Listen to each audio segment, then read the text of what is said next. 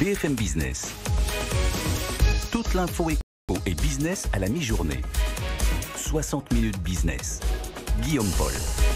Allez, nous voici en direct 60 minutes business jusqu'à 13h sur BFM Business. On va parler un petit peu du chômage parce qu'il y a les chiffres que révèlent les statistiques officielles et puis d'autres phénomènes qu'on a beaucoup plus de mal à quantifier et notamment ce qu'on appelle le chômage caché. On va en parler avec Georges Dib qui est avec nous quelques minutes, économiste chez Euler Hermès. Bonjour Georges Dib, merci beaucoup d'être avec nous. D'abord, est-ce que je peux vous demander de nous définir ce qu'est ce chômage caché sur lequel vous vous êtes penché chez Euler Hermès ?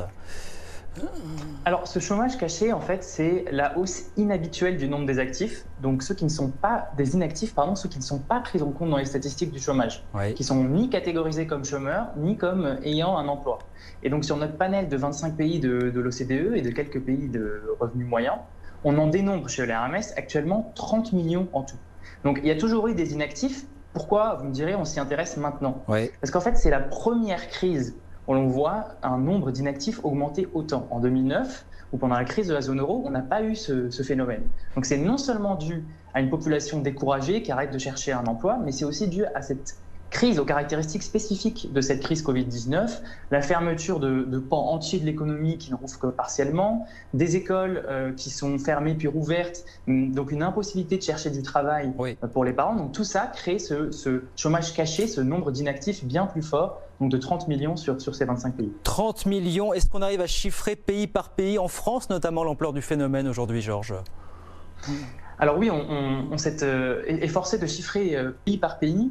Donc en France, c'est un phénomène qui s'est évidemment un peu résorbé avec la reprise et c'est quelque chose qu'on voit pas mal dans les autres pays de notre panel. Le pic étant en juillet où on avait 750 000 chômeurs dits cachés en France. Aujourd'hui, les dernières données harmonisées européennes en août nous donnent un nombre de 320 000 chômeurs. C'est considérable puisque ça représente en fait un point de pourcentage de plus de chômage par rapport aux chiffres officiels. Donc au lieu d'autour de 7,5, on aurait autour de 8,5. Et c'est notamment pour cette raison que l'INSEE prévoit une hausse du chômage pour la fin de l'année, parce que progressivement, ces gens qui étaient un peu cachés vont être réintégrés dans les statistiques. Et donc, même si on peut considérer qu'il y a une reprise, on va voir cette augmentation potentielle du taux de chômage. Donc quand on dit que les économies ont été pour certaines d'entre elles plus résilientes qu'on aurait pu le craindre, non, malheureusement c'est au cours des prochains mois finalement qu'on va prendre la pleine mesure du phénomène pour vous, Georges. C'est ça finalement l'idée. Donc c'est exact, on va le voir au cours des prochains mois. Ensuite, il y a quand même des divergences entre les pays. C'est-à-dire que la France, autour de 320 000, est à peu près équivalente au nombre qu'on a en Italie, en valeur. En revanche, l'Allemagne a été plutôt immune à ce phénomène, puisqu'au contraire, la population active allemande n'a cessé d'augmenter. L'Espagne, en Europe, c'est l'Espagne qu'elle a pu toucher. On a 1,5 million de personnes qui sont aujourd'hui hors des statistiques du chômage. C'est un chômage réel de 21% au lieu de 15%, donc c'est assez impressionnant. Et donc, il y a eu des divergences en fonction des pays, en fonction des protections de l'emploi. Donc un pays comme les États-Unis, 5 millions de chômeurs cachés. Ça tient à l'emploi effectivement des plans de relance, des plans de soutien, des mesures de soutien qui ont été mises en œuvre, clairement.